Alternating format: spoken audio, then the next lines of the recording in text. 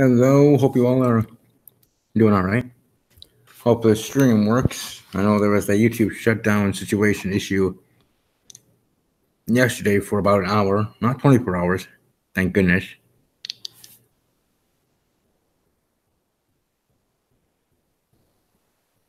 For definitely at least an hour, that was an issue. Sorry about that. But let's talk about the most recent episode. Most recent episode that aired last night of This Is Us, a special episode, I would say, or was even promoted to say, about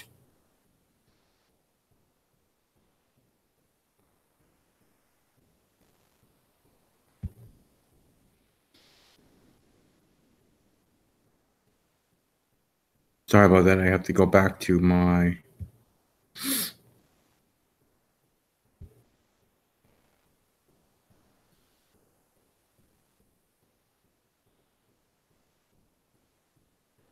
about Jack Pearson's time in Vietnam.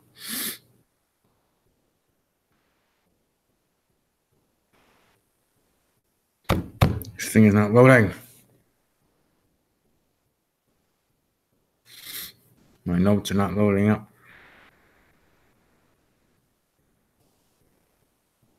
All right, here we go. Hopefully it stays.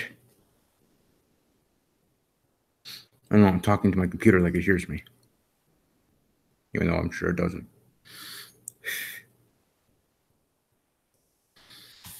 Come on, buddy, let's go.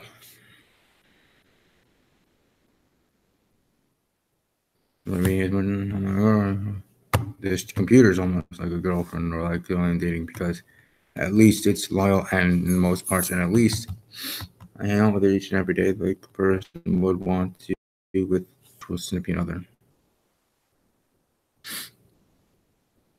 In that whatever weird way. Also, I did hear back, or not hear back, but some of the cast of Boy Meets World, they had their panel at New York Comic Con, and some of them replied to my tweet that I tweeted to them about my story about anxiety. So hopefully I'll be able to speak with them, either face to face or just through Twitter DMs or Twitter tweets.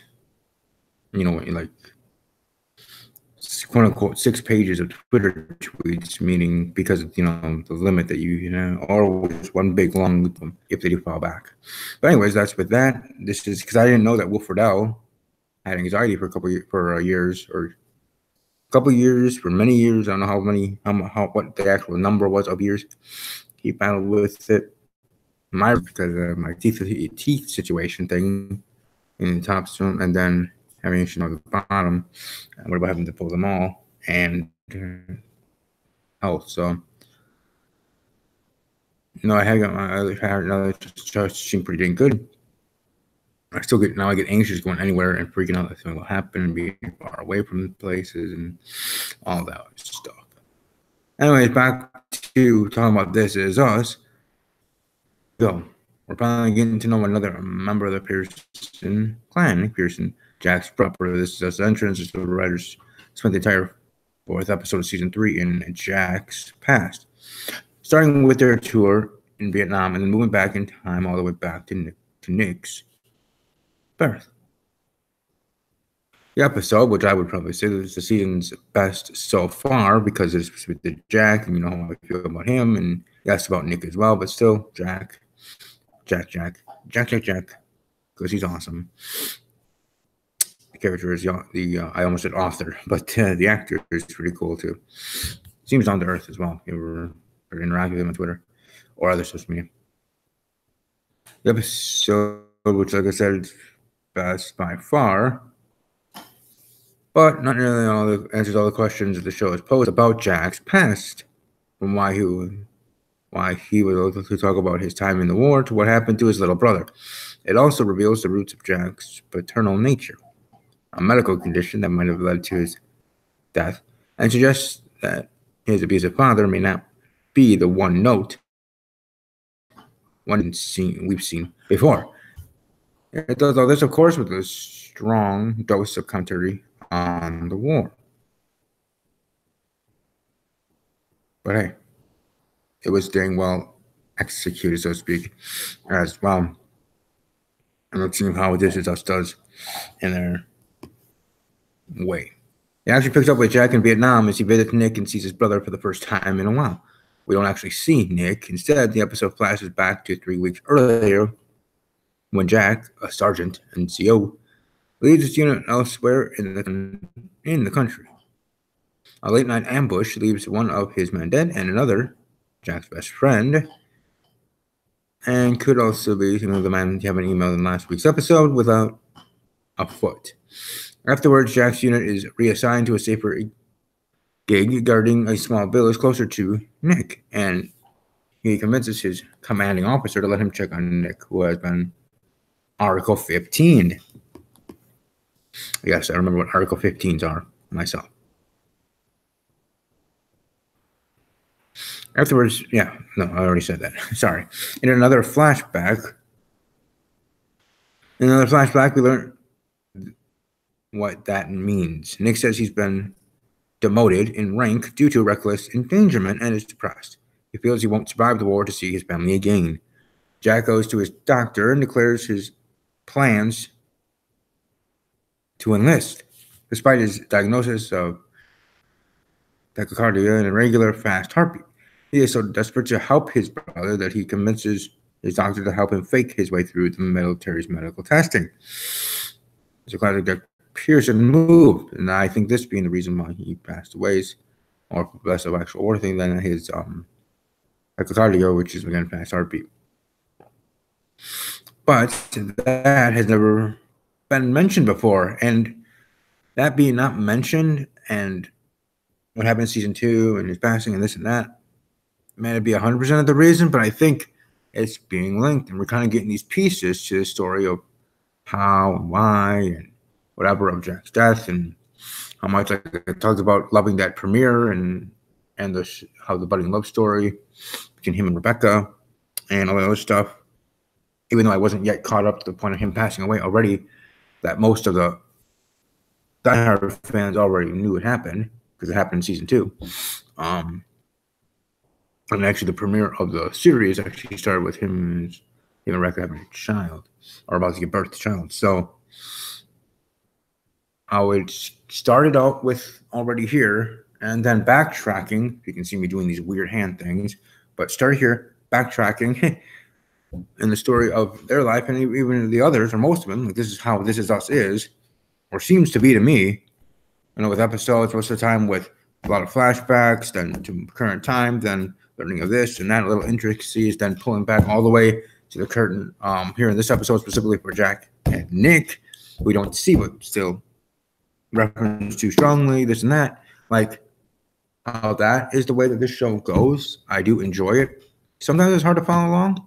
I mean, for me, that just caught up, and now moving forward with the show, I love it, and I like it, and I want some more of it, and I do enjoy it. Okay, it's not like I don't, but I can see why some are kind of taken back to the show.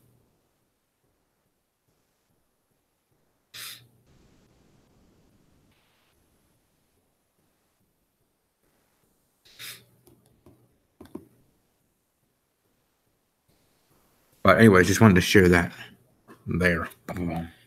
Anyways, it's a classic Jack Pearson move. It's never been mentioned, so you'll recall Jack died from a heart attack after inhaling smoke in his family's house party, and that's there. But even more so of the how, why of his death.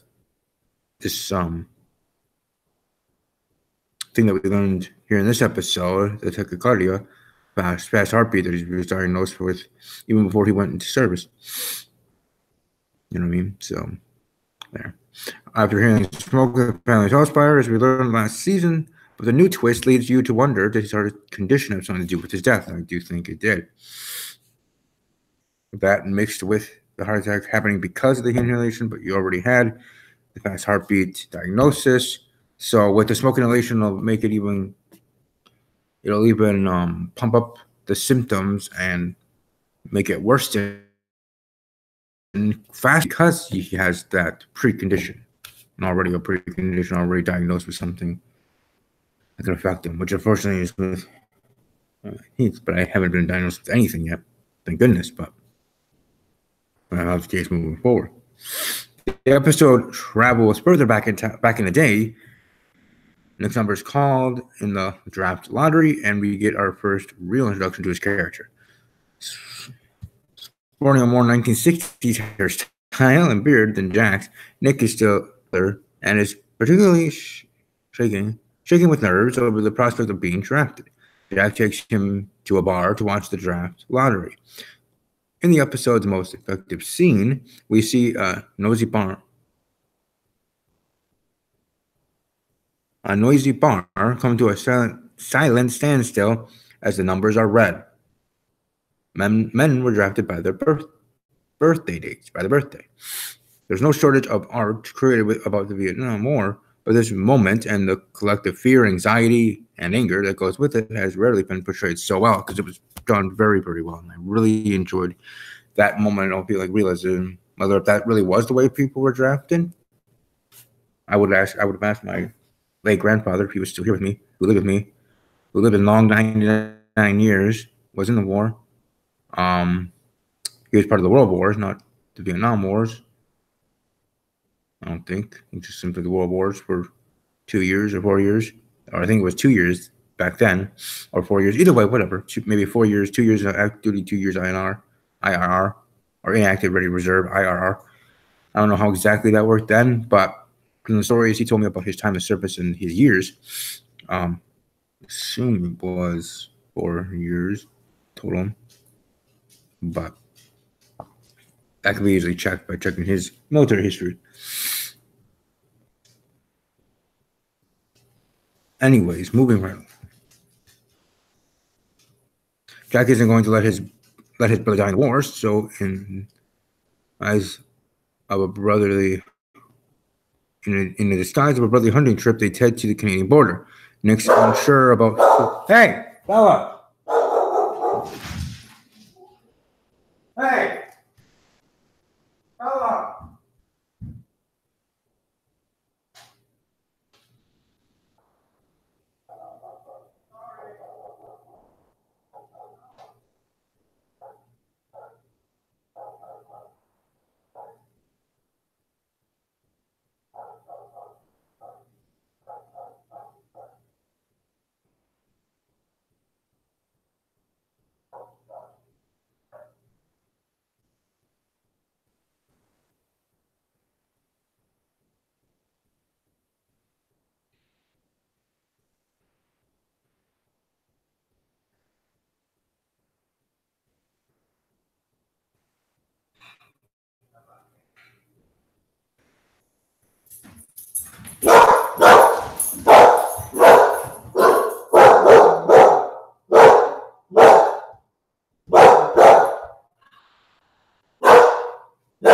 Hey, no.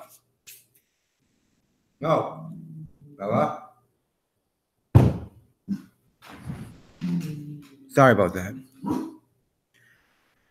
My dog acting up. I have a young dog. She turned a year old in April, so I can't really blame her 100%. She's just being a dog. But it's just unfortunate happening during this video.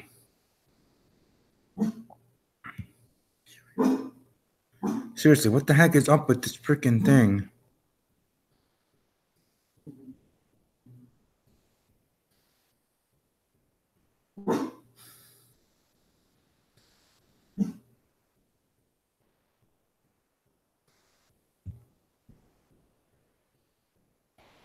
The heck is going on? I don't know what the heck is going on here.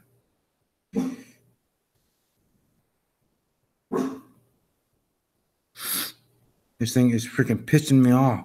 This 1% with my notes here.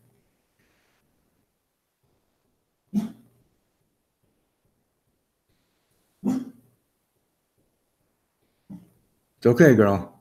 It's okay, Bella. Dang it.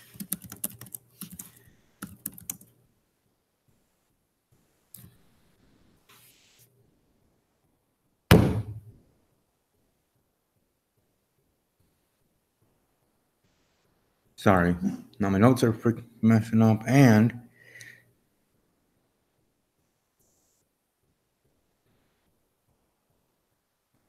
all right, so okay, so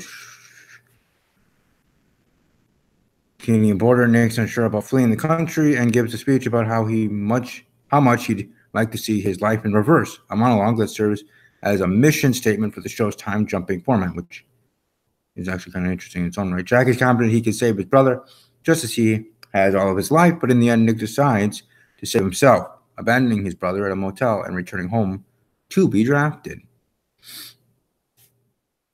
He talked about how he liked to see his life in reverse. This is kind of how the show is, kind of like the life in reverse, how the series started out with situations and things, and then now we're going all the way backwards in the next, in the seasons with flashbacks and current. So it's kind of moving along, but also their lives in reverse, all of them, not just the Jack story or Rebecca story, their love story, their story period. It's all of them, their families. I actually like it. Like I said, sometimes it's hard to follow, but now that I'm caught up, hopefully I'll do better with that. Anyways, moving right along. Flashing back to the boys' childhoods, we see Jack looking out for his brother, mostly as a buffer between Nick and their father, Stanley's temper. A late-night fight between the parents and with both boys trying to protect their mother, Marilyn. Stanley stands down, and Marilyn explains that her husband wasn't always this way. Marilyn, it turns out, was right. We see Stanley in a completely different light as the episode shifts further into the past to Nick's birth. As his wife is wheeled off, Stanley is nothing like a drunk, abusive man featured in earlier episodes. He's an affectionate and calm man, watching Jack while Marlene's in labor. When Stanley's own father shows up, flash and disappointment in hand, it becomes clear that the cycle of addiction and bad parenting didn't start with Stanley, but at the moment says he doesn't drink. What leads the man to change his mind will surely be revealed later. And we'll get that part of it. But again, it was a cycle. Hoping that wasn't going to continue. Nick is born at 11:58 p.m. on October 18th, and classic This Is Us style irony, had he held on 2 minutes longer, he may have never been drafted. Again, drafted by the birth date. Again, everything happens for a reason, right? Yes, I know this is a TV show, but still, even in life, I'm sure a situation like that happened in real life with whether they wanted to be drafted or not, sort of thing. Anyways, when Stanley takes a young Jack to see his brother in the infant nursery, Stanley notes that all the babies in the room share the same birthday. The camera lingers on the table for these babies crying, leading the audience to wonder what happened to the boys who were drafted along Nick all those years later. Although emotional, the hospital scene lacks the subtlety of the draft lottery scene and comes off more cheesy than pointed.